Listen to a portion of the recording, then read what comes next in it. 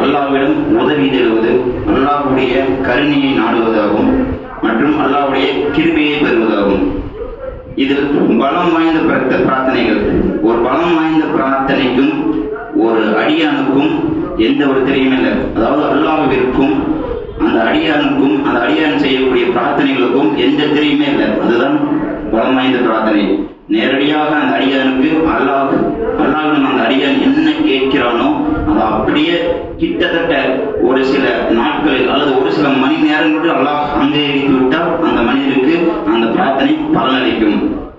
இப்போ பிரார்த்தனையில பலமற்ற பிரார்த்தனை, இப்ப பலமான பிரார்த்தனை என்ன? முழுக்க முழுக்க அல்லாஹ்வை சார்ந்து வாழ்வது, அல்லாஹ்வுடைய அல் குர்ஆன் வசனத்தை அப்படியே பின்பற்றுவது, அதற்கு முரண்பாடு இல்லாமல் வாழ்வது, ஹராம் ஹலாலை பேணி வாழ்வது, அல்லாஹ்வுடைய சுன்னத்தான அல்லாஹ்வின் தூதருடைய சுன்னத்துகளை, அதாவது அவர்கள் காட்டி தந்த சொல் செயல் அங்கீகாரத்தை அப்படியே பின்பற்றி, குறிப்பாக சொல்ல வேண்டும் என்று சொன்னால் ஹலால் ஹராம் இவற்றை பிரித்தெடுத்து அதன் பக்கம் செல்லக்கூடிய ஒரு நபருடைய பிரார்த்தனை உடனடியாக அல்லாஹ் நாடினால் அங்கீகரிக்கப்படும்.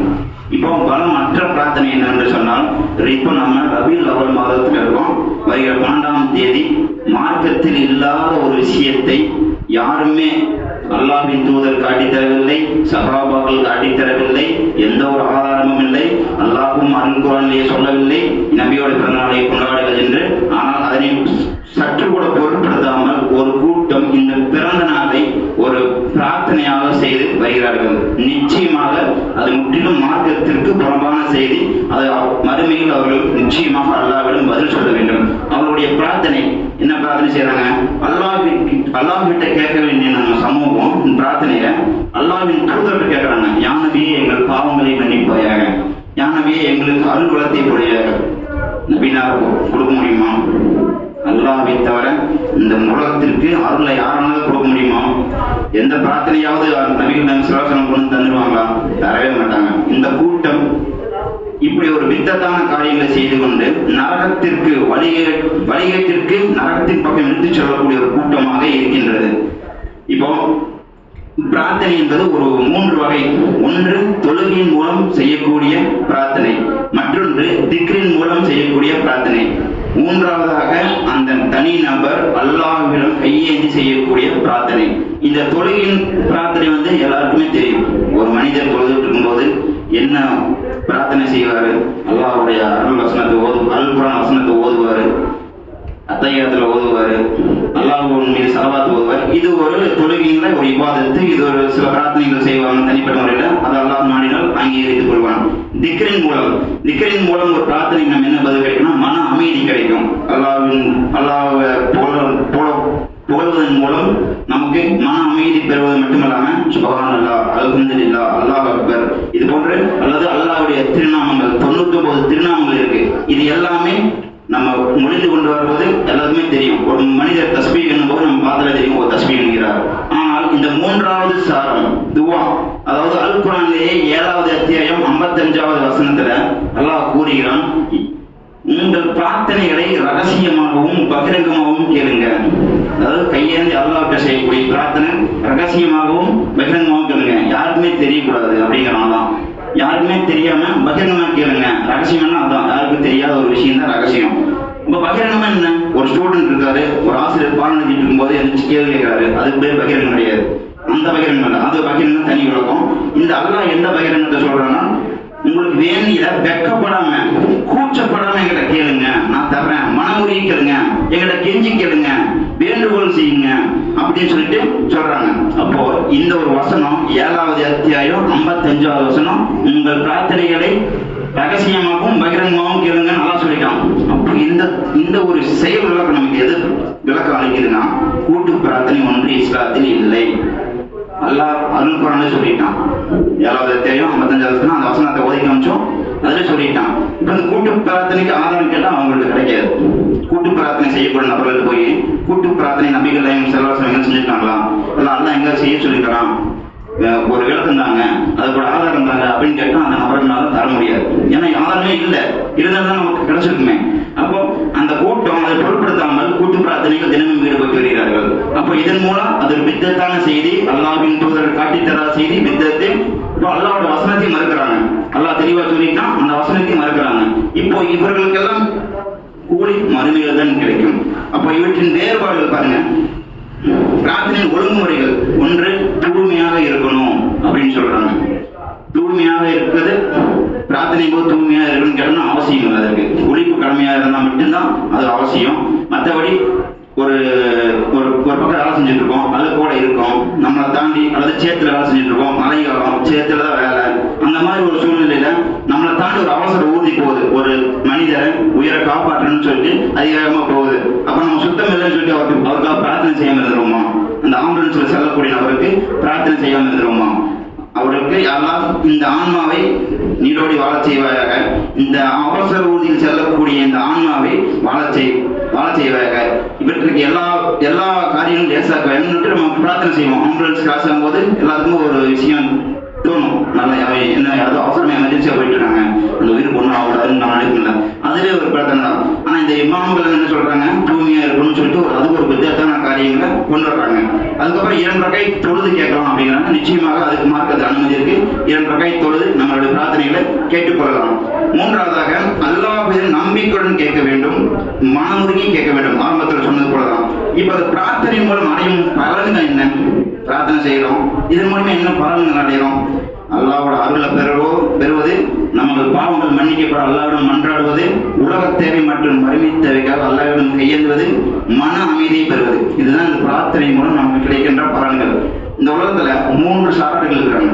ஒரு சாரார்கள் பாத்தீங்கன்னா பிரார்த்தனை செஞ்சுட்டே இருப்பாங்க, கேட்டாலும் உடனடியே அக்செப்ட் ஆகும். அல்லாஹ் உடனே அங்கே இருந்து எல்லாத்தையும் கேட்கலாம். பொருளாதார செல்வம், குழந்தைய செல்வம், கல்வி செல்வம், என்னென்ன வேணும் எல்லாமே இந்த உலகத்துல அவருக்கு கிடைச்சிடும். அப்போ அவரு அது ஒரு சாரா. அப்போ இவங்க அல்லாஹ்வுடன் பிரார்த்தனை செய்தனால அடைந்த பிரதிபலன் தான் இதுதான் பலம் வாய்ந்த பிரார்த்தனைகள். இப்போ இவங்க என்ன பண்ணிருப்பாங்க, முழுக்க அல்லாஹ்வை சார்ந்துதான் வந்திருப்பாங்க, ஹலாம் ஹராமை பேணி வந்திருப்பாங்க. அப்ப இவங்களுக்கோ அல்லாஹ்வுக்கு எந்த தெரியும் இல்லை, இவருடைய பிரார்த்தனை அங்கீகரிக்கப்படுது. அதனால இந்த வாழ்க்கையில இந்த உலகத்துல சுகபோக வாழ்க்கையை வாழ்றாங்க. அதே அவங்க மறுமையில் அவங்க நிலை என்னன்னு கேட்டீங்கன்னா, அல்லாஹ் நாடினா அதே சிறந்த ஒன்று தருவோம் மறுமையில. இது முதல் சாரர். 2வது சாரர் பாத்தீங்கன்னா, இந்த உலகத்துல அல்லாஹ்வை வணங்குவாங்க, எந்த ஒரு பித்தத் காரியம் இருக்காது, இணை வைப்பு இருக்காது, சாதாரணமா பேணி வாழ்வாங்க. ஆனா அது உலகத்துல தொட்டதெல்லாம் சோதனையா இருக்கு. வியாபாரத்துல சோதனை, குழந்தை செல்வங்கள் இருக்காது, குழந்தைகள் அப்படியே பிறந்தாலும் மரணித்து பெற்றெடுப்பாங்க, அப்படி இல்லைன்னா பிறந்து மரணிக்கும். அப்போ எல்லாமே மனைவி சரி இருக்க மாட்டாங்க, குழந்தைகள் கரெக்டா அமையாது, வியாபாரம் நஷ்டம், நண்பர்கள் மூலமா ஏறணும், இப்படி பல பிரச்சனைகளை சந்திச்சிருப்பாங்க. மரணம் வரைக்கும் அவங்களும் இந்த மார்க்கத்தை விட்டு போகவே மாட்டாங்க. மார்க்கத்திலே இருந்து பொறுமையை காத்து கொண்டே இருந்து அந்த அல்லாஹ்வை வணங்கி கொண்டு மரணம் வரைக்கும் அல்லாஹ்வை வணங்கி பொறுமையை காத்துட்டே இருப்பாங்க. மரணம் வரைக்கும் அவருக்கு விமோசனமே கிடைக்காது, அப்படியே மரணிச்சிருவாரு. அப்ப இவருடைய மறுமை நிலை என்னன்னு கேட்டீங்கன்னா, அல்லாஹ் நாடிடம் இந்த உலகத்தை நீ சிரமப்படல, மறுமையில் உனக்கு கேள்வி எனக்கே இல்லை, நீ சோனத்தை போய் சொல்லிச்சுக்கோ அப்படின்னு சொல்லிட்டு 2வது சாரார்கள். 3வது சாரார்கள் பாத்தீங்கன்னா அதே மாதிரிதான் வேறுத்த முஸ்லீமா இருப்பாங்க. எந்த ஒரு காரியங்களும் இஸ்லாத்துக்காக அவங்க எந்த ஒரு காரியமும் செஞ்சுக்க மாட்டாங்க. அவங்கனால இஸ்லாத்துக்கு பிரயோஜனமே இல்லை, வெறுமனே வேறு மட்டும் இஸ்லாமிய பேரா இருக்கும். ஆனா வந்துட்டு எந்த ஒரு பிரயோஜனமே இருக்காது. ஹராம் பார்க்க மாட்டாங்க, பெண்கள் விஷயத்துல பலவீனமா இருப்பாங்க, அண்டை வீட்டார் விஷயத்துல பலவீனமா இருப்பாங்க. ஒரு சொத்து எப்படி வருது, ஒரு பொருளாதாரத்தை எப்படி ஈட்டுறது, அது ஹராமா ஹலாலா, இது கொண்டு போனா ஏற்றுக்கொள்ளப்படுமா, அது எதையுமே பார்க்க மாட்டாங்க. ஆனா அந்த உலகத்துல அல்ல அவங்களுக்கு சுபகோள வாழ்க்கையை தந்திருப்பான். எல்லாம் அனுபவிச்சுக்கோ, இந்த உலகத்துல தானே நீ அனுபவிச்சுக்கோ அப்படின்னு சொல்லி எல்லாமே மரணிக்கும் போது கூட ஆஹா ஓகோ என்று சொல்லி மரணிப்பாங்க. எல்லாமே மரணமே ஒரு விசேஷமாக கொண்டாடுவாங்க. அப்போ அவங்களுடைய நிலை மறுமையில கலாஸ் முடிஞ்சது. அல்லாஹ் நாடினால் தவிர அவருக்கு சொர்க்கம் கிடைக்காது, நஷ்ட வழிகள் தான் மறுமையில. கேள்வி எனக்கே இல்லை, அப்படி தூக்கி அப்படியே நரகத்தில் போட்டுரும். அல்லாஹ் பாதுகாக்கட்டும். அத்தியவர்களை அவர்களுக்கு விரைவாக நேர்வழி கிடைக்க நாம் பிரார்த்தனை செய்யக்கூடிய மக்களாக கடமைப்பட்டிருக்கிறோம். அடுத்ததாக நாம் பிரார்த்தனை செய்யக்கூடிய விதங்கள், அதாவது பிரார்த்தனையோட வரிசைப்படுத்தணும். எடுத்து நின்று வந்துட்டு கேட்கக்கூடாது. முதல்ல அல்லாஹ்வை புகழணும். சூரத்துல் ஃபாத்திஹா என்ற அத்தியாயத்தை, அதாவது சூரத்துல் ஃபாத்திஹா குர்ஆனிலேயே 1வது அத்தியாயம். ஆனா என்ன வருத்தத்துக்குரிய செய்தி என்று சொன்னால் இன்னும் பல நபர்களுக்கு அதுக்கு பொருளே தெரியாது. அதுவும் சூறா தக்பீர் கட்டி ஓதணும், அதுக்கு என்ன பொருள் என்றே தெரியாது. அப்ப அந்த சூறாவை பொருள் படிக்க நாம் கடமை பெற்றிருக்கிறோம். அப்போ அல்லாஹ் சொல்றான், அந்த சூறாவை அல்லாஹ் பத்தி சொல்றான், நான் இப்படிதான் அப்படின்னு சொல்றான். என்ன சொல்றான்? அல்ஹம்துலில்லாஹி ரப்பில் ஆலமீன், அனைத்து புகழும் அகிலத்தையாலும் அல்லாஹ்விற்கு உரியது. அர் ரஹ்மானிர் ரஹீம், யா அல்லாஹ் நீ அளவற்ற அருளாளன், நிகரற்ற அன்புடையவன், கருணையாளன். மாலிக் யௌமித்தீன், நான் தான் நாயத்திற்கான அதிபதி சொல்லுங்க நீங்க. யா அல்லாஹ் நீயே நாயத்திற்கான அதிபதி. இய்யாக நஅபுது வ இய்யாக நஸ்தஈன், யா அல்லாஹ் நாங்கள் உன்னையே வணங்குகிறோம், உன்னிடமே இது உதவியும் தெரிகிறோம். இஹ்தினல் ஸிராத்தல் முஸ்தகீம், எங்களை நீ நேர்வழியில் நடத்துவாயாக.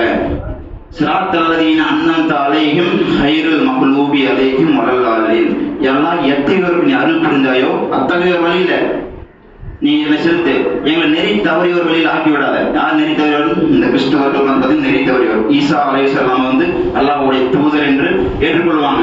ஆனால் அந்த ஈசா நபி வான்மறைவுக்கு பின்னாடி அவரோட கடவுளா நினைச்சு யூதர்களும் கிறிஸ்தவர்களும் இயேசு வணங்கக்கூடிய மக்களா இருக்காங்க. அப்ப அவங்க தான் நெறி தவறியோர். அந்த வழியில் எங்களை மாத்திராத அப்படின்னு சொல்லக்கூடிய செய்தி.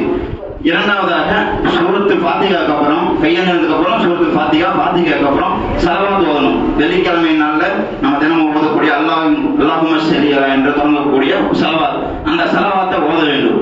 அந்த ஸலவாத் ஓதுனதுக்கு அப்புறம் அந்த ஸலவாத் பாருங்க, வெள்ளிக்கிழமை நாள் என்று இல்லை, எப்ப ஓதினாலும் அல்லாஹ்வின் தூதர்கிட்ட அப்படியே காட்டப்படும் உடனடியாக கபர்ல. இப்ப நம்ம சொல்லணும்னு சொல்லிச்சோன்னா, இந்த நபர் இன்னாரின் மகன் இன்னாரின் மகள் இன்னார் இந்த உங்கள் மீது ஸலவாத் சொல்லியிருக்காங்க. அப்போ உடனே ரசூல் ஸல்லல்லாஹு அலைஹி வஸல்லம் அவர்களுக்கு விழிப்பு வரும். கபர்ல விழிப்பு வந்து, அப்படியா நான் அவங்க மரியில சிபாரிசு செய்யறேன், என் மீது ஸலவாத் ஓதுனாங்களா, நான் மரியில என்னுடைய சிபாரிசு அவங்களுக்கு இருக்கும் அப்படின்னு சொல்றாரு. அப்போ நினைச்சு பாருங்க, ஒவ்வொரு வெள்ளிக்கிழமையும் எத்தனை பேர் ஸலவாத் ஓதுறாங்க. அப்போ வெள்ளிக்கிழமை எல்லாம் மற்ற நாளே ஸலவாத் ஓதுவாங்க. துஆவிலே நம்ம ஓதுறோம், அத்தையாத்திலையும் நம்ம ஓதுறோம். அப்போ ரசூலுல்லாஹ் கபர்ல உயிரோட வாழ்ந்துகிட்டே இருப்பார். எப்பெல்லாம் ஸலவாத் ஓதப்படுதோ அப்பெல்லாம் ரசூல் ஸல்லல்லாஹு அலைஹி வஸல்லம் அவங்களுக்கு எடுத்துக்கொண்டு மலக்குமார்கள் கொண்டு காட்டப்படும். அப்பொழுதும் ரசூல் ஸல்லல்லாஹு அலைஹி வஸல்லம் விழித்து அந்த செய்தியை கேட்பார். மூன்றாவதாக யூனுஸ் நபி செய்த பிரார்த்தனை. இதை கேட்டீங்கன்னா நான் திருப்பி வெறுங்க அனுப்ப மாட்டேன்னு சொல்றாங்களா? இந்த யூனுஸ் நபி செய்த பிரார்த்தனையை நீங்கள் கேட்டுவிட்டு உங்கள் உலக தேவையோ அல்லது மறுமை தேவையோ உங்கள் குடும்ப தேவையோ நீங்க கேட்டீங்கன்னா நான் வெறுங்க அனுப்ப மாட்டேன்னு சொல்றாங்களா? அப்படி என்ன பிரார்த்தனை அது? லா இலாஹ இல்லா அன்த சுப்ஹானக இன்னி குன்து மினல் ஸாலிமீன், யா அல்லாஹ் நீ வணக்கத்துக்குரிய உன்னை தவிர யாரும் இல்லை, நீ தூய்மையானவன், நாங்கள் அநியாயக்காரர்கள் ஒருவனாக ஆக்கிவிட்டோம். ஏன்னா காலையிலிருந்து ஃபஜ்ருடைய நேரத்திலிருந்து ஒவ்வொரு வரைக்கும் நம்ம ஒரு ஏதாவது அநியாயமா செஞ்சிருப்போம். ஏதாவது போய் சொல்லியிருப்போம், வியாபாரத்துல ஒரு பொருளை மாற்றக்கூடிய விஷயத்துல போய் சொல்லியிருப்போம், அல்லது ஏதாவது ஒரு சின்ன விஷயத்துல போய் சொல்லியிருப்போம். அப்போ குர்ஆன் சட்டத்திற்கு மாறுபட்டமா ஏதாவது செஞ்சிருப்போம். அப்புறம் நம்ம அநியாயக்காரர் ஒருவர் தான். அப்போ கேளுங்க, உங்களோட தவணை நான் அநியாயக்காரன் ஒருவன் என்று கேளுங்க, கேட்டு நாங்கள் துவா செய்யுங்க, நான் தரேன் அப்படிங்கிறோம். ஏன்னா நம்ம யாருமே போய் சொல்ல வாழ முடியாது. நிறைய நினைக்கிறேன், நான் கூட ஏதோ ஒரு சின்ன வியாபாரத்துல போய் சொல்லியிருக்கலாம், வண்டி வர வழியில ஏதாவது போய் சொல்லிருக்கலாம், மனைவியிட்ட போய் சொல்லிருக்கலாம், குழந்தைகள்கிட்ட ஏதாவது கேட்டிருப்பாங்க, அது அது அப்படி அப்படின்னு சொல்லி போய் சொல்லிருக்கலாம், ஏதாவது போய் சொல்லிருப்போம். சின்ன பையா இருந்தாலும் பெரிய பையா இருந்தாலும் அது நலனுக்காக அல்ல என்று சொன்னால் அது போய் தான், அதுல எந்த மாற்று கருத்து இல்லை. அப்ப இதை கேட்டுட்டு கேளுங்க அப்படிங்கிறாங்க. அப்ப யூனுஸ் நபி என்ன தவறு செஞ்சிருப்பாருன்னு கேட்டீங்கன்னா, என்ன அநியாயம் பண்ணிருப்பாருன்னு கேட்டீங்கன்னா, ஒரு சமூகத்திற்கு அல்லாஹ் 10வது அத்தியாயத்துல ஒரு சில வசனங்களை யூனுஸ் நபி பத்தி பேசலாம். அப்படி பேசும்போது யூனுஸ் நபிக்கு நாம் 100,000க்கு மேற்பட்ட மக்களுக்கு நபியாக அனுப்பினோம். அதாவது 100,000 என்று சொன்னால் 1,00,000க்கு மேற்பட்ட மக்களுக்கு நான் நபியா அனுப்பணும். அதுக்கு கீழே எந்த மக்களுக்குமே நபியா அனுப்பல. அந்த எல்லா நபிக்கும் குறைவான மக்கள் தொகை தான், 1,00,000க்கு மேற்பட்டது யாருமே இல்லை. எல்லா நபிமார்களுக்கும் குர்ஆனில் சொல்லப்பட்ட 25 நபிமார்களுக்கும் 1,00,000க்கும் குறைவான மக்கள் தான் தாவா செய்ய நபியாக தேர்ந்தெடுக்கப்பட்டாங்க. இவருக்கு மட்டும்தான், யூனுஸ் நபிக்கு மட்டும்தான் 1,00,000க்கு மேற்பட்ட ஒரு மக்களை தாவா பண்ணுங்க அப்படின்னு சொல்றாரு. இவரு தாவா பண்ண ஆரம்பிக்கிறாரு. அப்படி தாவா பண்ண நேரத்துல மக்கள் யாருமே ஏற்றுக்கொள்ள. ஒரு வருடம் கழியுது, 2 வருடம் கழியுது, அப்படியே வருடம் கிட்டத்தட்ட பல வருடம் கழிஞ்சிருச்சு, யாருமே ஏற்றுக்கொள்ள. ஏன்னா இவங்க நம்ம எவ்வளவு சொல்றோம், வணக்கத்துக்கு அல்லாஹ்வை தவிர யாரும் இல்லைன்னு சொல்றோம், இந்த மார்க் உண்மையான மார்க்னு சொல்றோம், யாருமே ஏற்றுக்கொள்ள மாட்டேறாங்களே, என்னடா அதுன்னு சொல்லி இவர் வளர்ச்சி அடைஞ்சிட்டு போனா, நீங்களாச்சும் உங்களோட கடவுளாச்சு நான் திரும்ப போறேன்னு சொல்லிட்டு அல்லாவோட கட்டளை வர்றதுக்கு முன்னாடியே அல்லாஹ் வந்து கட்டளையிட்டான், நீங்க போய் அந்த சமூகத்தை திருத்துங்கன்னு. ஆனா அல்லாவோட கட்டளையை மீறி இவரு அல்லாவோட கட்டளை வராம திரும்பி வந்துட்டாரு. வந்தனையுமே ஒரு கப்பல் இருக்கு, கடலோட வந்து வராரு. ஒரு கப்பல்ல ஏற சொல்றாங்க, அவங்க கூட ஏறாரு, ஏறி பயணிக்கிறாரு. அதாவது 3 இருள்களை சந்தித்த ஒரு நபி யாருன்னு கேட்டோம்னா யூனுஸ் நபி தான். 3 இருள்கள் கப்பல்ல ஏறினோடனே கப்பல் சிறு தூரம் பயணமாகும் போது மகரிபுடைய டைம் வந்து இருள் சூழ்ந்துருது. முதலாவது இருள். அந்த இருள்ல பலத்த சூறாவளி காற்று பலம் அடிக்குது, கப்பல் அங்கேயும் ஆடுது. கேப்டன் சொல்லிட்டாரு, அதிகமான மக்கள் தொகை இருக்கிறதுனால தான் கப்பலை ஓட்ட முடியலனால யாரோ ஒருத்தர் நீங்க தண்ணியில குதிச்சிருங்க, அப்பதான் யாரால கப்பலை ஓட்ட முடியும் அப்படின்னு சொல்றாங்க. எல்லாமே ஒருத்தர் பார்த்து போடுறாங்க, யார் அனுப்புறது அப்படின்னு அவங்களுக்குள்ளே கேள்வி. அப்போ ஒரு ஐடியா, சீட்டு குலுக்கி போட்டு பார்ப்போமே அப்படின்னு சொல்லிட்டு சீட்டு குலுக்கி போட்டு பாக்குறாங்க. அது யூனுஸ் நபியோட பேர் வருது. வேற வழியே இல்லாம கடலுக்குள்ள தள்ளி விடப்படுகிறார். கடலுக்குள்ள அவரே கூச்சிடுறாரு. குதிக்கக்கூடிய வேலையில ஆழ்கடலுக்கு போகிறார். 2வது இருள். ஆழ்கடலுக்குள்ள போனதுமே 3வது இருளாக திமிங்கலத்தின் வயிற்றுக்குள்ள போயிடுறாரு. என்ன செய்யணும்னு தெரியல, அவர் சுதாரிச்சிட்டார். அல்லாஹ்வோட கட்டளை மீன் வந்த கடி அல்லாஹ் நம்மளை சோதிக்கிறான். உடனே பிரார்த்தனை செய்யறாரு, லா இலாஹா இல்லல்லாஹ் அன்த சுப்ஹானக இன்னி குன்து மினல் ஸாலிமீன் சொல்றாரு. வித்தின் ஃபியூ செகண்ட்ல அந்த திமிங்கலம் வந்து அவர் உமிழுது, கரைக்கு வந்து உமிழுது. இவர் கரைக்கு போய் சேர்ந்து அஞ்சாரு. உடனடியாக பாத்தீங்களா நம்மளுடைய பிரார்த்தனைகள் எப்படி இருக்குதுன்னு சொன்னா இப்படி இருக்க வேணும். லா இலாஹா இல்லல்லாஹ் அன்த சுப்ஹானக இன்னி குன்து மினல் ஸாலிமீன் சொன்ன உடனே அங்கீகரிச்சானா இல்லையா, அது போன்று நம்ம பிரார்த்தனைகள் இருக்கணும். அப்படி நம்ம பிரார்த்தனைகள் இருக்க வேண்டும் என்று சொன்னால் நம்ம அல்லாஹ்வோட சட்டத்திற்கு உட்பட்டு அல்லாஹ் என்ன சொல்லியிருக்கணும் அதன்படி நடக்க வேண்டும். அடுத்தபடியாக நம்ம எவ்வளவு வேலை இருந்தோம், வியாபாரத்தை விட்டுட்டு வந்திருப்போம், குழந்தைகளை வெளியில விட்டு வந்திருப்போம், மனைவி உறவுக்கு நிக்க வச்சுட்டு வந்திருப்போம், தொழுகை நேரம், ஒரு ஹைவேஸ்ல போயிட்டு இருக்கும்போது தொழுகிற நேரம். அப்போ அவசர காலகட்டத்தில் செய்யக்கூடிய துவாக்கள், பள்ளிகள் வந்துட்டோம் துவா செய்யாம அப்படி திரும்பக்கூடாது. நம்மள பல நபர்கள் இருக்கக்கூடிய ஒரு கெட்ட பழக்கம் என்னன்னு கேட்டீங்கன்னா, வருவாங்க, தொழுவாங்க, சலாம் கொடுப்பாங்க, தஸ்பீக் இருக்காது, ஆயத்துக்கு சொல்ல மாட்டாங்க. கடைசி 3 சூரா, சூரத்துல் இக்லாஸ், சூரத்துல் நாஸ், சூரத்துல் ஃபலக், இந்த 3 துவாவை ஓதி விட்டு அதுக்கப்புறம் துவா செய்யணும். ஆனா இது எதுவுமே செய்ய மாட்டாங்க, அப்படியே வந்துட்டு அப்படியே கிளம்பி போயிடுவாங்க. அப்படி இருக்கக்கூடாது. அவசர காலகட்டத்துல இந்த ஒரு துவா உலகத்தில் எல்லா நன்மையும் வழங்கும். எனது புகாரியிலே பதிவு செய்யப்பட்ட செய்தி, முஸ்லீமிலே பதிவுப்பட்ட செய்தி 5219வது செய்தி. அசீஸ் பின் சுஹைப் ரலியல்லாஹு அன்ஹு அனுப்புறாங்க, ரப்பனா ஆத்தினா ஃபித் துன்யா ஹஸனத்தன் வஃபில் ஆகிரத்தி ஹஸனத்தன் வகீனா அஸாபன்னார். அதாவது ஆரம்பத்துல சூரத்துல் ஃபாத்திஹா ஓதிரணும், அதுக்கப்புறம் ஸலவாத் ஓதணும், அதுக்கப்புறம் யூனுஸ் நபி செய்த பிரார்த்தனை செய்யணும். அதுக்கப்புறம் அட்லீஸ்ட் என்ன அவசர எமர்ஜென்சி சூழ்நிலை இருந்தாலும் இந்த துவா இந்த பிரார்த்தனை செஞ்சுட்டு போங்க அப்படின்னு அல்லாஹ் இந்த தூரம் சொல்றாரு.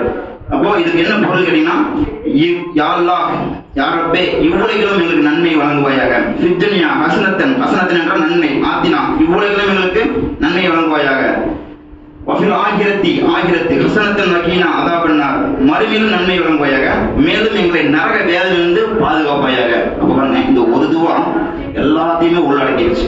நன்மை உலகத்துல எங்களுக்கு நன்மை வழங்கு அப்படின்னு பிரார்த்தனை செஞ்சுட்டோம்னா என்னென்ன நன்மை இருக்கோ எல்லாமே நமக்கு வந்துடும், நம்ம கையில் வந்துடும். என்னென்ன அதே மறு உலகத்துல என்னென்ன நன்மைகள் இருக்கோ அது எல்லாமே நமக்கு வந்துடும்.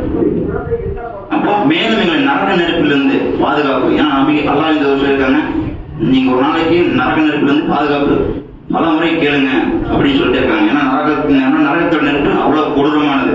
அப்போ இந்த துவாவை பிரார்த்தனை செஞ்சுட்டு எமர்ஜென்சி காலத்துல அதுக்காக எப்பவுமே எமர்ஜென்சி ஏற்படாது. ஏதோ ஒரு நாளைக்கு ஒரு தொழுகைக்கு பின்னால்தான் நமக்கு டைம் கிடைக்கும். சிலருக்கு வியாபாரம் இல்லாதவங்களுக்கு ஃபஜ்ருக்கு பின்னாடி டைம் கிடைக்கும். சிலர் இஷாக்கு முன்னாடியே வியாபாரத்தை முடிச்சுட்டு வருவாங்க, இஷாக்கு பின்னாடி டைம் கிடைக்கும். அப்போ இஷாக்கு பின்னாடி நம்ம எல்லாம் நம்மளோட தேவைகள் எல்லாமே ஒரு நாளைக்கு ஒரு முறையாவது கேட்கணும். நல்லாட்ட எல்லா தேவையில்லாத யாரா இருக்குமா? யாருமே இல்லை. எல்லாருமே தேவையுடையவர்கள். ஏதோ ஒரு உதவியில தேவையுடையவர்களாக தான் இருக்கிறோம். அல்லாஹ்விடம் இருந்தாலும் ஒரு ஆயுளுக்காகவாவது நம்ம கேட்க முடியாது. அப்போ இந்த துவாவை ஓதிவிட்டு நமக்கு உலக தேவை எல்லாமே கேட்கணும். அடுத்ததாக அல்லாஹ் சொல்றாரு, பிரார்த்தனையின் மிகப்பெரிய செல்வம், பிரார்த்தனையுடைய மிகப்பெரிய செல்வம் என்ன? ஒன்று பாவ மன்னிப்பு, இன்னொன்று உடல் ஆரோக்கியம். இதை கேளுங்க, இதை வலியுறுத்திக்கிறோம் நல்லாட்ட. ஏன்னா இது வந்துட்டு மிக முக்கியம். பாவ மன்னிப்பு ஒரு மனுஷன் எல்லாம் மரணித்து விட்டால் என்று சொன்னால் நஷ்டம் தான், மரபே இல்லை. அப்புறம் உடல் ஆரோக்கியம் இல்லை என்று சொன்னால் நஷ்டம்தான். அப்போ அல்லாஹ் தூதர் சொல்றாரு, திருமீதியில பதிவுப்பட்ட செய்தி, பிரார்த்தனைகள் மிகப்பெரிய செல்வம், பாவ மன்னிப்பு, உடல் ஆரோக்கியம், இது ரெண்டும் முக்கியம். ஏனென்றால் ஈமானி உறுதிக்கு பிறகு சிறந்த செல்வம் ஆரோக்கியம் என்றார்கள். நமக்கெல்லாம் இப்ப ஈமானோட உறுதி. ஒரு 10,000 பேர் வந்து நம்மளை அடிச்சு வேற ஒரு மந்திரம் சொன்னா சொல்லுவோமா? சொல்ல மாட்டோம். ஏன்னா நமக்கு தெரியும் நம்ம மார்க்கத்திற்குரிய அல்லாஹ்வை தவிர வேறு யாரும் இல்லை என்று நமக்கு எல்லாருக்குமே தெரியும். அப்ப ஈட்டி மணியில் இருந்தாலும் ஈமானை இழக்க மாட்டோம். அதுல எல்லாமே உறுதியாக தான் இருக்கும். இது ஒரு செல்வம், நமக்கு அதிலிருந்து செல்வத்தில் தான் வாழ்ந்துட்டு இருக்கோம். இரண்டாவதாக ஆரோக்கியம் கேளுங்க அப்படிங்கிறாங்க. அப்போ இந்த பாவ மன்னிப்புக்கான துவா பாருங்க. புகாரியிலே 6307வது வசனமாக பதிவு பெற்ற செய்தி. அபூ ஹுரைரா ரலியல்லாஹு அன்ஹு அறிவிக்கிறாங்க, அல்லாஹ்வின் சத்தியம் சொல்றாரு, அல்லாஹ்வின் சத்தியமாக ஒரு நாளில் நான் 70 முறைக்கு மேல் பாவ மன்னிப்பு கேட்டுள்ளேன். ஏன்னா அல்லாஹ்வின் தூதர் சொல்றாரு, அல்லாஹ்வின் தூதர் அல்லாஹ்வின் சத்தியமா நான் சொல்றேன், அபூ ஹுரைரா சொல்றாரு, அல்லாஹ்வின் சத்தியமா சொல்றேன், ரசூல் ஸல்லல்லாஹு அலைஹி வஸல்லம் ஒரு நாளைக்கு 70 முறைக்கு மேல பாவ மன்னிப்பு கேட்டுறாங்க. ஏன் அல்லாஹ்வின் சத்தியம் பண்ணணும்? என்ன காரணம்? ஏன்னா அல்லாஹ்வின் தூதர் முன்பின் பாவம் மன்னிக்கப்படுவாங்க சொன்னப்ப யாரும் நம்ப மாட்டாங்க. அபூ ஹுரைரா பக்கத்துல உட்காந்து காத்துட்டு இருக்காரு 70 முறைக்கு மேல பாவ மன்னிப்பு கேட்கறத சொன்னா யாரும் நம்ப மாட்டாங்க. அப்பா அவரே முன்பின் பாவம் மன்னிக்கப்பட்டு அவரு இப்ப 70 டைமுக்கு மேல நமக்கு ஒரு ஆஃபர் வந்துச்சு, அல்லாஹ் கொடுத்தான், நீங்க உங்களுக்கு சொர்க்கம் அப்படின்னு சொல்லிட்டு வந்து நமக்கு ஒரு வகை வந்துச்சு. நம்ம என்ன பண்ணுவோம்? எல்லாம் நமக்கு தான் முன்பின் மன்னிக்கப்பட்டுச்சு வந்து எல்லா ஒரு தீய பழக்கம் எல்லாமே செய்வோம் இல்லையா? அப்போ ரசூல் ஸல்லல்லாஹு அப்படி இல்லை, அல்லாஹ்விற்கு நன்றி கெட்டாடியானாக இருக்கக்கூடாது. ஏன்னா ஒரு முறை ஆயிஷா ரலியல்லாஹு இரவுல வச்சு பார்க்கும்போது அல்லாஹ்வின் தேம்பி அழுதுட்டே இருக்காரு. கால் வீங்குற அளவுக்கு தேம்பி அழுதுட்டே இருக்காரு. ஏன்னா அவர் அழுகுறாருன்னு சொல்லிட்டு ஆயிஷா எல்லாம் தொழில் முடிச்சு கேட்கறாங்க, யாரும் சொல்றீங்க அழுதுங்க, நீங்க முன்பின் பாவம் மன்னிக்கப்பட்ட வச்ச நீங்க எதுக்கு குரான் தொழுன்னு ஏதாவது அவசியம் இருக்கா? கால் வீங்குற அளவுக்கு பாருங்க சொல்லி கால் அமைக்க வர்றாங்க. அப்போ அதெல்லாம் சொல்றாங்க, ஆயிஷாவே நான் அதுக்காக அல்லாஹ்விற்கு நன்றி கேட்ட அடியானாக இருக்க சொல்றீங்களா? அல்லாஹ் எனக்கு பல வசதியை தந்துடலாம், பல அருள்களை தந்துடலாம், நான் வந்து நன்றி கேட்ட இருக்க சொல்றீங்களா அப்படின்னு சொல்லிட்டு கேட்கறாங்க. அதனாலதான் அல்லாஹ்வின் சத்தியம் போடுறாரு. அபூ ஹுரைரா என்ன பாவமணி கேட்கிறாரு? அஸ்தக்ஃபிருல்லாஹ் வ அதூபு இலைஹ், அஸ்தக்ஃபிருல்லாஹ் வ அதூபு இலைஹ் என்று 70க்கு மேற்பட்ட முறை நான் அவர் கூறும் போது நான் பக்கத்துல இருந்து கேட்டிருக்கேன். அதுக்கு என்ன பொருள் என்று கேட்டால், நான் அல்லாஹ்விடமே பாவ மன்னிப்பு கோரி அவன் பக்கமே திரும்புகிறேன். இந்த துவம் ஒவ்வொரு நாளும் செய்யணும். ஏன்னா நம்ம எல்லாமே பாவம் செய்யக்கூடிய மனிதர்களாக தான் இந்த உலகில் வாழ்ந்துட்டு இருக்கோம். ஏதாவது ஒரு விஷயத்துல வியாபாரம் ஆரோக்கியம் முதல்ல சொன்னது போலதான். அடுத்தபடியாக உடல் ஆரோக்கியம் மிகவும் சக்தி வாய்ந்த துவான்னு அல்லாஹ் சொல்றாரு. அல்லாஹும்ம இன்னி அஸ்அலுக அல் ஆஃபியா, அதாவது யா அல்லாஹ் உன்னிடத்தில் நான் அதிக ஆரோக்கியத்தை கேட்கிறேன் என்று அல்லாஹ்வின் தூதர் அல்லாஹ்விடம் பிரார்த்தனை செய்கிறார். இப்போ அந்த ஆரோக்கியம் ஒண்ணு இல்லைன்னா நம்மளால இங்க அமர்ந்திட முடியுமா? பெரிய பெரிய நகரங்கள்ல மருத்துவ கோவை மருத்துவக் கல்லூரி எடுத்துங்க, உள்ள போன ஒரு நாளைக்கு லட்ச பேஷண்ட் ஆரோக்கியம் இல்லாம இருதய கோளாறு, வயிற்று கோளாறு, நுரையீரல் கோளாறு, சிறுநீரக கோளாறு, இது எல்லாமே குணப்படுத்த முடியாத நோய்கள் வேற. என்னன்னே தெரியல, எப்படி அஃபெக்ட் ஆச்சுன்னே தெரியல, என்ன நோயினே உங்களுக்கு கண்டுபிடிக்க முடியல. மருந்து மாத்திரை கொடுத்துட்டு இருக்கோம், இன்னும் சில நாள் தான் வாழ்வாருன்னு சொல்லிட்டு ஒரு டைம் கொடுத்துட்றாங்க. டொபாக்கோ இன்ஜுரி, அதாவது தொண்டை புண், இருமல் வந்துகிட்டே இருக்கும், என்னன்னே தெரியல, நிக்க மாட்டேங்குது, எவ்வளவோ மருந்து கொடுக்குறோம் நிக்கவே மாட்டேங்குது. அப்போ இதெல்லாம் நம்ம கடமைப்பட்டு சிந்திக்க கடமைப்பட்டிருக்கோம். ஒரு நாளைக்கு கோவை நகரத்துல மட்டுமே லட்சக்கணக்கான ட்ரீட்மெண்ட் பண்ணிட்டு இருக்காங்க ஆரோக்கியம் இல்லாம. அல்லாஹ் அந்த செல்வத்தை நமக்கு தந்திருக்கோம். நாம இருந்தாலும் ஒரு சில நேரங்கள்ல நன்றி கேட்டு அடியார்களாக வாழ்ந்து கொண்டிருக்கோம். அல்லாஹ் அவர்களை பாதுகாக்க வேண்டும். அதுல வந்து நம்ம அனைவருக்கும் பாவ மீழ்ச்சியும் ஆரோக்கியத்தையும் அதிகமாக வாழ வேண்டும். இப்போ இதெல்லாம் வந்துட்டு பேசிக், ஆரம்ப சொன்னது போல இதெல்லாம் பேசிக், இதெல்லாம் வேணும். ஒரு மனுஷன் உயிர் வாழ்றதுக்கு, மறைமைகள் வெற்றிக்கு பாவ மன்னிப்பு வேணும், ஆரோக்கியம் வேணும். இப்போ இதுல சில முக்கியமான விஷயம், கோபப்படும் போது அல்லாஹ்வின் தூதர் சொல்றாரு, கோபம் எல்லாத்துக்குமே வரும், யாருமே வராம இருக்காது. கோபத்து மூலமா உறவுகளை இழப்போம், நண்பர்களை இழப்போம், மனைவி இழப்போம், குழந்தைகளை இழப்போம். இந்த கோபங்கிறது சைத்தான் இருந்து வருது. இந்த சைத்தான் சூழ்ச்சி முறிக்கணும்னா நீங்க சொல்லுங்க, அவுது பில்லாஹி மினஷ் ஷைத்தானிர் ரஜீம் சொல்லுங்க. கோபப்படுவதெல்லாம் நீங்க அவுது பில்லாஹி மினஷ் ஷைத்தானிர் ரஜீம் அப்படின்னு சொல்லுங்க. ஏன்னா உங்களுக்கு இருக்கிறது நீங்க இல்ல, சைத்தானுக்கு இடம் கொடுக்காதீங்கன்னு சொல்லிட்டு அல்லாஹ்வின் தூதர் சொல்றாங்க. இன்னொரு விஷயத்தையும் சொல்றாங்க, 10 பேர் அடிச்சு வீழ்ந்தவன் வீரன் அல்ல, யார் அதிகம் கோபப்படும் போது தன்னைத்தானே கட்டுப்படுத்திக் கொள்கிறானோ அவன் தான் உண்மையான வீரன் என்று அல்லாஹ்வின் தூதர் சில ஹதீஸ் வாயிலாக நமக்கு சொல்லி தந்திருக்கிறார். அடுத்தபடியாக கெட்ட மரணங்களிலிருந்து பாதுகாப்பு பெறுவதற்காக அல்லாஹ்வின் தூதர் சில துஆக்களை கற்றுக் கொடுத்துருக்காங்க. அது என்ன? அல்லாஹும்ம இன்னி அஊதுபிக்க மின தரத்தி வல் ஹத்மி வல் ஹரக்கி வல் ஹரீக். இறைவா, நான் வீழ்ந்து மரணிப்பதிலிருந்தும், இடிபாடுகளில் சிக்கி மரணிப்பதிலிருந்தும், இடிபாடுகளில் நீரில் மூழ்கி மரணிப்பதிலிருந்தும், தீயில் கருகி மரணிப்பதிலிருந்தும் உன்னிடம் பாதுகாப்பு கூறுகிறேன். இதோட துர்மரணம். நல்லா அழகா போயிட்டு இருப்பாங்க பைக்கில், சாலையோரம், என்ன நினைச்சுன்னே தெரியாது, மறைச்சு கிடப்பாங்க. போய் பார்த்தா உயிர் இருக்காது. இதெல்லாம் துர்மரணம். இதுல இருந்து பாதுகாப்பு தேவை. இதுல இருந்து நம்ம பாதுகாப்பு தேவைன்னா தினமும் அல்லாஹ் வணங்கணும். ஏன்னா எப்போ என்னன்னு சொல்ல முடியாது. இந்த துர்மரணங்கள்ல இருந்து நம்ம பாதுகாப்பு தேடணும். ஏன்னா எப்போ வேணாலும் மரணம் வரலாம். அப்போ இதெல்லாம் வந்துட்டு துர்மரணம் வச்சு என்ன ஆகும்? தேவையில்லாத போலீஸ் கேஸ், தேவையில்லாத உடல் கூராய்வு, உடலை கூராய்வு போட்டு இதான் தருவோம் நாங்க அப்படின்னு சொல்லி இந்த மாதிரி பெருமைக்காக சொல்லல. பாருங்க, இடிபாடுகளில் சிக்கி மரணிச்சிருவாங்க. அது பாத்தீங்கன்னா காசாலாம் பாத்தீங்கன்னா பல ஏவுகணைகளை இஸ்ரேல் விட்டு பல பில்டிங்களை தகர்க்கிறாங்க. இந்த இடிபாடுகளில் எத்தனை குழந்தைகள், எத்தனை வயதானவர்கள், எத்தனை பெண்கள். அல்லாஹ்வின் தூதர் வந்துட்டு பெண்களையும் வயதானவர்களையும் குழந்தைகளையும் போருக்கு வரவானு தடுத்திருக்காங்க. அப்படி உள்ள சமூகத்துல சீர்குலைச்சிட்டு இருக்காங்க இடிபாடுகளை சிக்கி. முன்னாடி இந்தியாவிலேயே எடுத்துக்குவோம், ஒரு பில்டிங் இருக்கு, திடீர்னு நிலநடுக்கம் வந்து அந்த பில்டிங் எல்லாம் வந்து கீழே இருக்கிற மனிதர்கள் எல்லாம் கலா செய்யறாங்க. அப்போ இது போன்ற மரணத்தை நீங்க கேட்காதீங்க, இதுல இருந்து பாதுகாப்பு தேடுங்கன்னு சொல்லிட்டு அல்லாஹ் கேட்கறான். மின் தரத்தி, நான் வீழ்ந்து மரணிப்பதிலிருந்தும், வல் கத்திமி, இடுபாடுகள் சிக்கி, வல் ஹரக்கி, நீரில் மூழ்கி, வல் ஹரி, தீயில் கருகி. இப்போ இந்த ஃபயர் ஆக்சிடென்ட், நீர்ல போயிட்டு இருப்போம், சுற்றுலா போவோம், போறது ஆழம் தெரியாம கால ஓடுறது, அங்க ஒரு அல்லாஹ் நாடி மரணிச்சிடுறாங்க. அது போன்ற சம்பவங்கள் நிகழக்கூடாது என்று சொன்னால் நம்ம இந்த துவாக்களை தினமும் செய்ய வேண்டும். அதற்காக தான் இந்த தலைப்பை பிரத்யேகமாக தேர்ந்தெடுத்ததன் காரணம் என்னன்னா, நம்ம மகளால நிறைய மக்கள் இல்லை, நம்ம மகளாக மட்டும் இல்லை, உலகத்தில் உள்ள அத்தனை முஸ்லிம்களுமே ஒரு சில விஷயங்கள் பலவீனமாக இருக்கிறார்கள். குறிப்பாக இறைவனை வணங்க வருவதில் பொடும்போக்குத்தனத்தோடு தான் இருக்கும். அதனாலதான் இந்த தலைப்பை நம்ம ஏற்படுறதுக்கு காரணம். அடுத்தபடியாக திடுக்கத்தின் போது திடீர்னு பார்த்தா திடீர்னு கெட்ட கனவு வந்து திடுக்குன்னு வெந்திருக்கு மத்தியா, அது போன்ற கனவெல்லாம் நிஜ வாழ்க்கை நடந்துச்சுன்னா யாரெல்லாம் அதுக்கு எழுந்து வாங்கினா அல்லாஹும்ம மஸ்தூர் அவுராத்தி வாமின ரவாத்தி, யாரெல்லாம் திடுக்கத்தில் இருந்தும் அபயத்திலிருந்தும் எங்களை பாதுகாப்பைய. திடுக்கடிச்சு நம்புவோம் பாருங்க. ஒரு 6 வருஷத்துக்கு முன்னாடி கோயம்புத்தூர்ல நாங்க பக்கத்தால இருக்கோம், நாங்க ஒரு நண்பர்கள் ஒரு 6 பேர் பக்கத்தால இருக்கோம். பெருமை கட்சி சொல்ல, அப்போ ஒரு பக்கத்து வீடு, அவர் போன் பேசிட்டு இருக்காரு. திடீர்னு பாத்தீங்கன்னா அவருக்கு ஒரு செய்தி வருது, திடுக்கிட செய்தி, உங்க மகன் வந்து விபத்துல மரணிச்சிட்டாரு அப்படின்னு சொல்லி வருது. திடீர்னு அவருக்கு திடுக்கிற சம்பவம், என்ன பண்றதுன்னு தெரியல. அப்படியே மயக்கம் போட்டி வந்து அவர் ஆஸ்பத்திரிக்கு கொண்டு போறோம். என்னன்னு கேட்டா, இந்த பையன் 10th படிக்கிற பையன், ஃபர்ஸ்ட் கிளாஸ்ல பாஸ் பண்ணிட்டான், ஸ்கூல் ஃபர்ஸ்ட். இந்த டீச்சர்கிட்ட சொல்ல போனோம்னு சொல்லி டீச்சர் போன் எடுக்க மாட்டாங்க, நேர்ல போய் சொல்ல போலான்னு சொல்லிட்டு அத்தோட பைக் வாங்கிட்டு போறாரு. ஒரு வளைவுல கண்ட்ரோல் இல்லாம விழுந்து மரணிச்சிடுறாரு.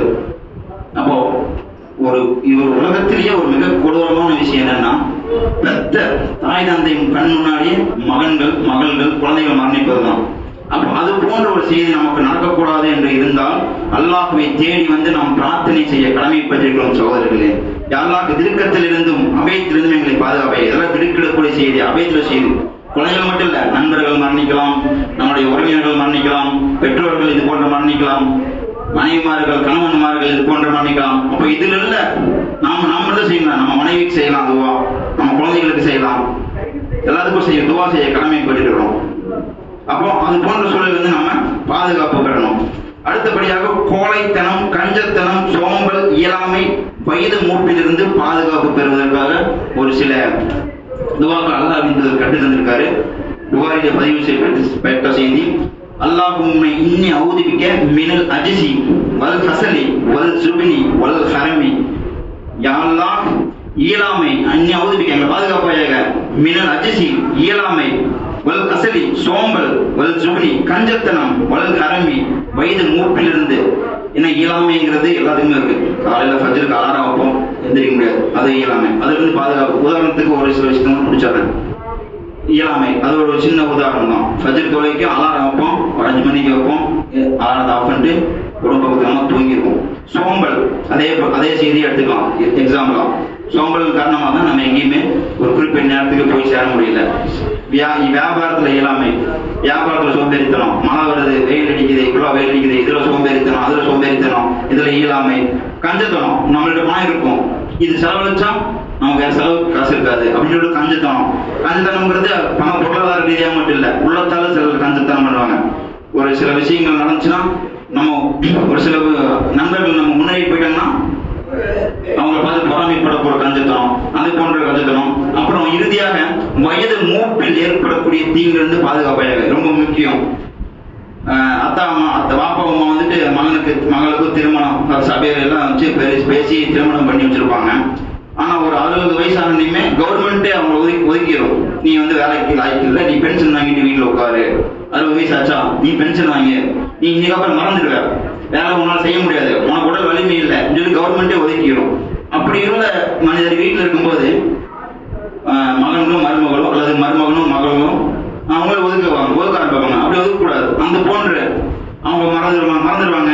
திடீர்னு சபையில் ஒரு பேசிட்டு இருக்கும்போது குறுக்க வந்து தேவையில்லாத பேசி ஒரு பிரச்சனை சர்ச்சையை ஏற்படுத்திடுவாங்க. இதெல்லாம் என்ன காரணம் கேட்டீங்கன்னா அவங்க வேணும்னு பண்றதில்ல, அவங்களே ஒரு மறதி அல்லது ஏதோ ஒரு அவங்களுக்கு தெரியாத ஒன்றை தெரிஞ்ச மாதிரி பேசுவாங்க. இது வயது கோளாறு. இதை ஒரு பெருசுபடுத்தி ஆப்போசிட் எகென்ஸ்ட் டீம் வந்து இவங்க இப்படி பேசிட்டாங்கன்னு பெருசு எடுத்துட்டு போயிடுவாங்க. அப்ப அதுல இருந்து வயது மூப்பில் எங்களுக்கு தள்ளாத வயதிலும் உடல் வலிமையும் அதீத ஞாபக சக்தியும் தாழலாம் சொல்லி நம்ம ஒவ்வொரு நாளும் துவா செய்ய கடமைப்பட்டிருக்கிறோம். அடுத்தபடியாக கூடுதல் துவாக்கள், இதெல்லாம் வந்துட்டு ஒவ்வொரு மனுஷனுக்கும் தேவையானது. இது இல்லாம காலையிலும் மாலையிலையும் இந்த பிரார்த்தனை செய்யுங்க. இதெல்லாம் மிக முக்கியமானது. அவுதுபி கலிமாத்தில்லாஹி தம்மத்தி மின்சரி மஹலக், அல்லாஹ் உன் பரிபூர்ண வார்த்தையை கொண்டு நான் உன்னுடைய படைத்தவற்றின் தீங்கிலிருந்து நான் பாதுகாப்பு தெரிகிறேன்.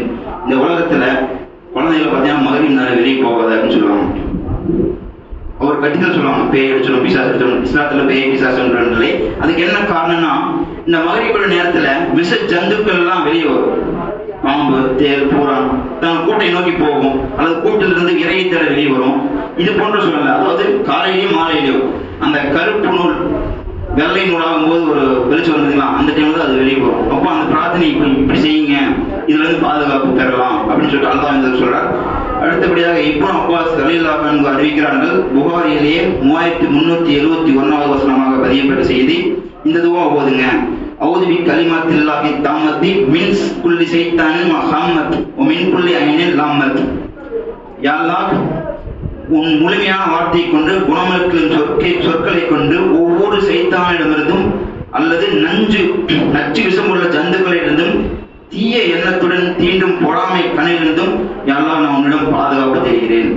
அப்போ உன்னோட பரிபூர்ண வார்த்தைக்கு நான் குணம் கேட்கிறேன், எனக்கு ஏதாவது அஃபெக்ட் ஆச்சுன்னா நீ தான் குணமளிக்கணும் அப்படின்னா ஒவ்வொரு சைத்தான் இருளில் வந்துட்டு விசேஷத்துக்கு மட்டும் வெளியே வராது, கெட்ட ஜீன்கள் வெளியே வருவாங்க.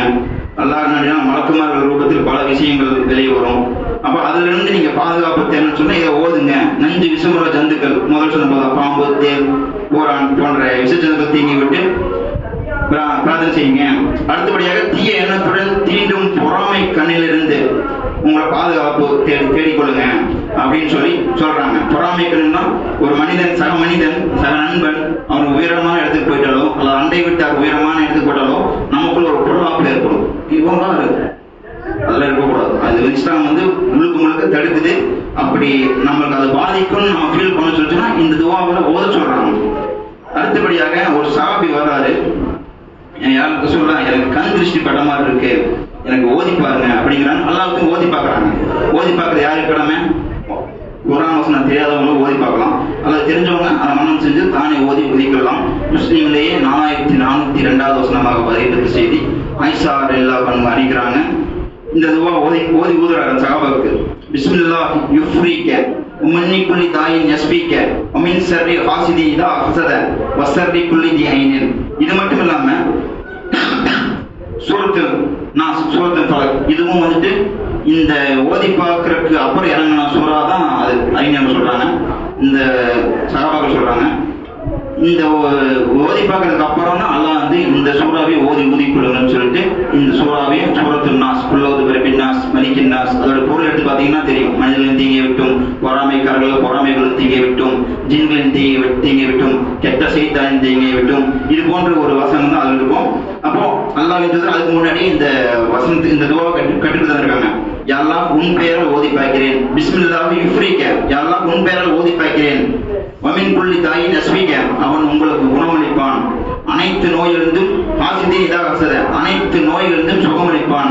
பொறாமைக்காரர்கள் பொறாமைப்படும் போது ஏற்படும் தீமையிலிருந்தும் கண்ணீர் ஏற்படும் தீமையிலிருந்தும் அல்லாஹ் உங்களை பாதுகாப்பு சொல்லி ஊதி விடுறாரு. இப்போ இவ்வளோ விஷயம் இருக்கு நம்மள்கிட்ட. ஆனா வந்துட்டு இருந்தாலும் நம்ம ஒரு பொழுதுபோக்குத்தனமா பல பலம் வாய்ந்த பிரார்த்தனைகளை இல்லாம வாழ்ந்து கொண்டிருக்கிறோம். ஆக அல்லாஹ்வின் தூதரின் கற்றுக் கொடுத்த துவாவையும் அல்லாஹ் கற்றுக் கொடுத்த துவாக்களையும் ஓதி நம் வாழ்க்கையில் வெற்றி பெற்று இவ்வுலகிலும் மறுவுலகிலும் எந்த ஒரு அசம்பாவிதமும் நமக்கு நடக்காமல் அல்லாஹ் உங்களையும் உங்கள் குடும்பத்தாரையும் என்னையும் என் குடும்பத்தாரையும் பாதுகாக்க வேண்டி கூறி எனது முதலாம் முறையை நிறைவு செய்கிறேன். வாஹிரு தவானா அல்ஹம்துலில்லாஹி ரப்பில் ஆலமீன்.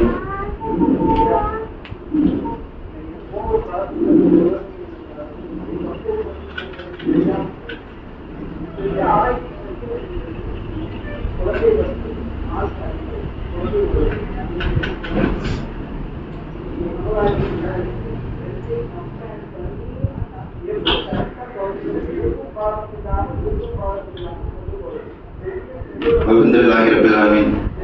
ரப்பனா ஆத்தினா ஃபித் துன்யா ஹஸனத்தன் வஃபில் ஆখিরাতি ஹஸனத்தன் வகினா அஸாபன்னார். வல்லஸ்ரி இன்னல் இன்சான லஃபீ குஸ்ர் இல்லல் லதீன ஆமனு வஅமிலு ஸாலிஹாத் வதவஸவ் பில் ஹக் வதவஸவ் பிஸ் ஸப்ர். ஒருமுறை ஃபாத்திமா அவங்க வந்துட்டு, அல்லாஹ்வின் தூதரே, தந்தையே, எனக்கு அல்லாஹ்வோட உதவி ஒரு வினாடி கூட இல்லாம ஆகக்கூடாது. எனக்கு அல்லாஹ்வோட உதவி ஒவ்வொரு வினாடி தேவை. அதுக்கு ஒரு துவாவை நீங்க கட்டுத்தாங்க அப்படின்னு சொல்லிட்டு மகள் செல்லமா தந்தைகிட்ட கேட்கறாங்க. அப்போ அல்லாஹ்வின் தூதர் கட்டுத்தராங்க. மகளே பாத்திமாவே, எனது ஈரக்கொலையே, என் மகள் பாத்திமாவே, காலையும் மாலையும் தொடர்ந்து இந்த துவா ஓதிவாங்க. அல்லாஹ் நிச்சயமாக உங்களை கைவிட மாட்டான் என்று கூறுகிறார்கள்.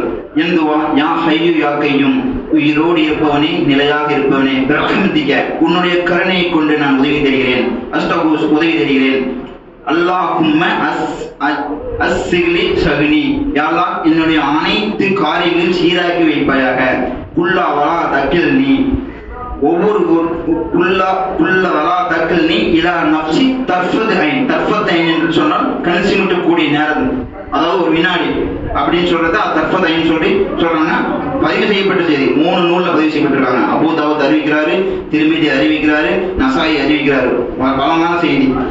அப்போ நீ ஒரு வினாடி கூட உன்னுடைய உதவி இல்லாமல் எங்களை ஆக்கி விடாதே அப்படின்னு சொல்லி பாத்திமா ரலியல்லாஹு கத்துக் கொள்றாங்க. அப்போ இந்த துவாவை நாம கற்றுக்கொண்டு தினமும் காலை மாலை ஓதி வந்தால் அல்லாஹ் கூடிய உதவி ஒரு வினாடி கூட நம்ம மிஸ் பண்ண மாட்டோம்.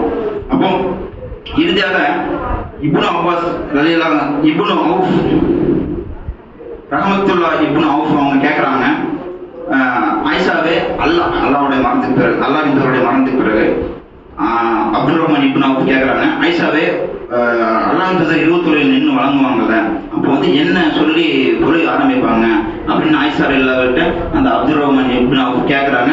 ஆயிஷா ரலியல்லாஹு சொல்றாங்க, இந்த துவாவை சொல்லி தான் ஆரம்பிப்பாரு, அதுக்கப்புறம் தொழுகையில ரொம்ப நேரம் நின்று தொழுவாரு அப்படின்னு சொல்றாங்க. அல்லாஹும்ம ரப்ப ஜிப்ரீல வ மீகாயில வ இஸ்ராஃபீல ஃபாத்திர ஸமாவாத்தி வல் அர்லி ஆலிமுல் கைபி வ ஸஹாதத்தி அன்த தஹுகுமு பைன இபாதிக ஃபீயாய கானு ஃபீயக் தலிபூன இஹ்தீனி லிமக்துலிய ஃபீஹி மினல் ஹக்கி பிஇذனிஹி இன்னக தக்தி மன் தஷாஉ இலா சிராத்தின் முஸ்தகீம். அப்போ இதனுடைய பொருள் என்னவென்று கேட்டீங்கன்னா, இறைவா, வானவர்களாகிய ஜிப்ரீலுக்கான இறைவனே, மீகாயில் இஸ்ராயில் ஆகியோருடைய அதிபதியே, வானங்கள் மற்றும் பூமியை முன்மாதிரியின்றி படைத்தவனே. அதாவது வானத்துக்கும் பூமிக்கும் எந்த ஒரு முன்மாதிரியுமே அல்லாஹ் எங்கேயுமே எடுத்துக்கல.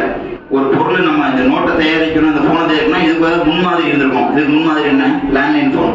அப்போ அது முன்மாதிரியே இல்லை. முன்மாதிரி இல்லாம வானத்தை பூமியும் படைச்சவங்க அப்படின்னு சொல்லி அல்லாஹ் போடுறாங்க அல்லாஹ்வின் தூதர். அப்புறம் மறைவானவற்றையும் வெளிப்படையானவற்றையும் அறிபவனே.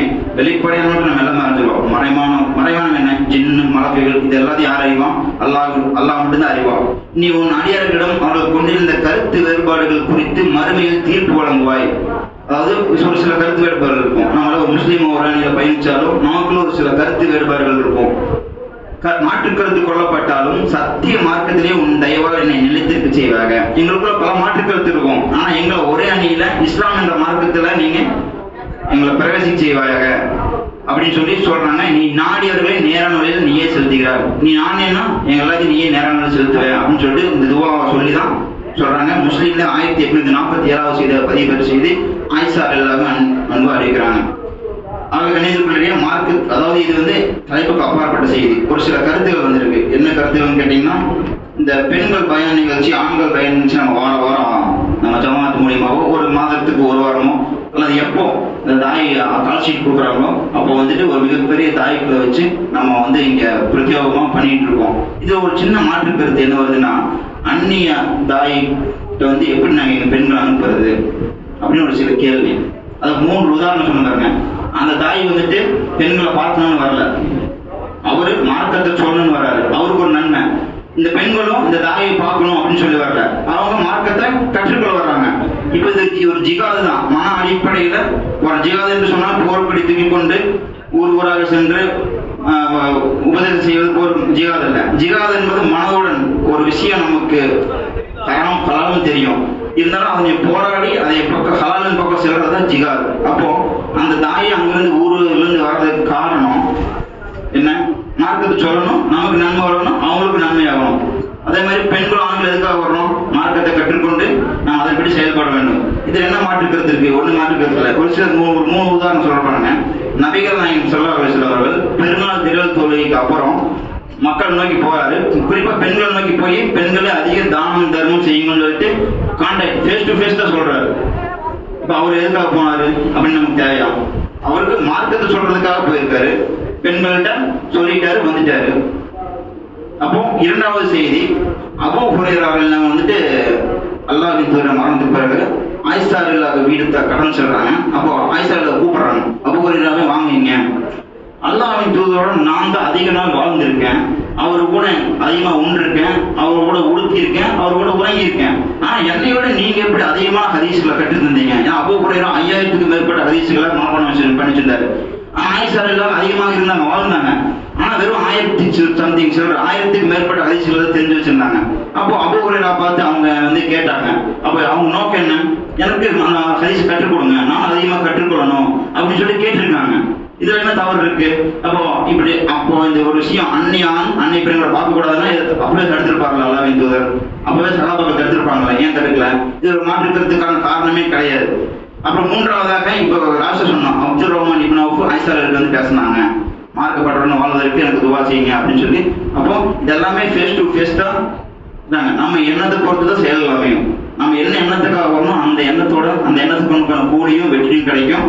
எனவே வரக்கூடிய நாட்கள்ல ஒரு சில வாரங்கள்ல பெண்கள் தர்பியா அல்லது பெண்கள் பயணம், ஆண்கள் தர்பியாவோ ஆண்கள் பயணம் நிகழ்ச்சியோ நடந்துச்சுன்னு சொன்னா இன்ஷா அல்லாஹ் அனைவரும் வாங்க.